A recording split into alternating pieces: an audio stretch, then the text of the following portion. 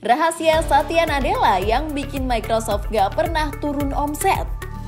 Kalau kita bicara tentang Fortune 500 atau 500 perusahaan terbaik di dunia, Microsoft selalu masuk ke dalam daftarnya setiap tahun. Tahukah Anda bahwa Microsoft sempat mengalami masa-masa terpuruknya sebelum 5 tahun belakangan ini?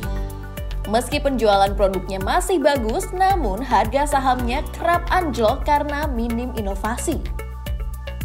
Di tahun 2014 menggantikan Steve Ballmer, Satya Nadella mengemban mandat jadi CEO di perusahaan raksasa dengan 130.000 lebih karyawan tersebut.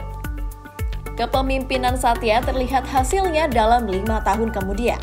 Transformasi yang dipimpinnya bahkan bisa terbilang sangat sukses. Revenue Microsoft merangkak naik terus sejak 2014 hingga data terakhir di 2019. Begitu juga dengan harga sahamnya yang cenderung naik tiap tahunnya. Hal ini membuat Microsoft kembali duduk di 3 besar perusahaan teknologi di dunia dengan kapitalisasi pasar terbesar.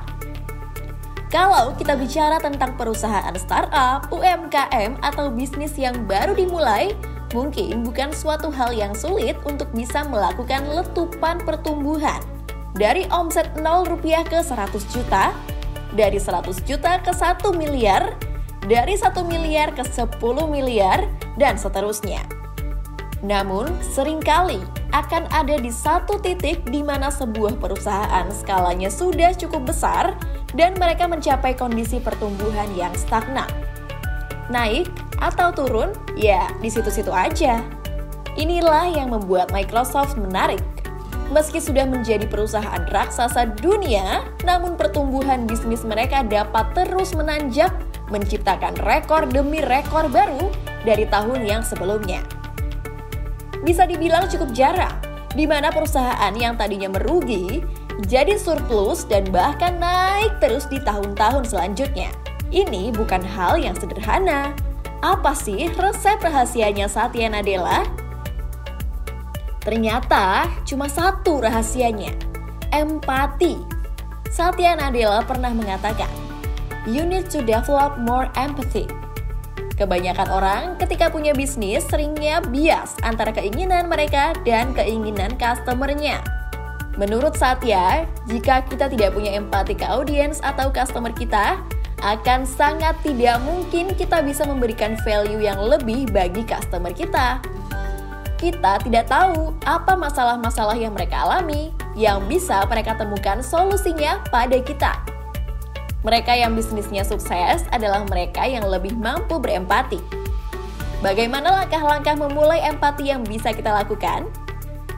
Sebagai owner bisnis, kita bisa sering-sering menengok komplain customer, review customer, komentar mereka di media sosial bisnis kita, bertanya ke mereka, hingga mencoba menjadi mereka.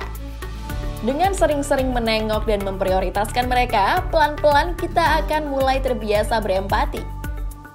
Dalam bukunya, Hit Refresh, The Quest to Rediscover Microsoft Soul and Imagine a Better Future for Everyone, Satya Nadella menceritakan bahwa di awal kepemimpinannya, ia banyak menghabiskan sebagian besar waktunya untuk mendengar dan mendapat masukan. Mulai dari mendengarkan timnya hingga customer-nya. Kunci sukses ini membawa Microsoft dalam salah satu sejarah transformasi bisnis paling menarik di dunia. Berempati juga tidak hanya untuk bisnis loh. Dalam bersosialisasi dengan orang lain, kita juga butuh empati. Karena di dunia ini kita akan selalu membutuhkan orang lain.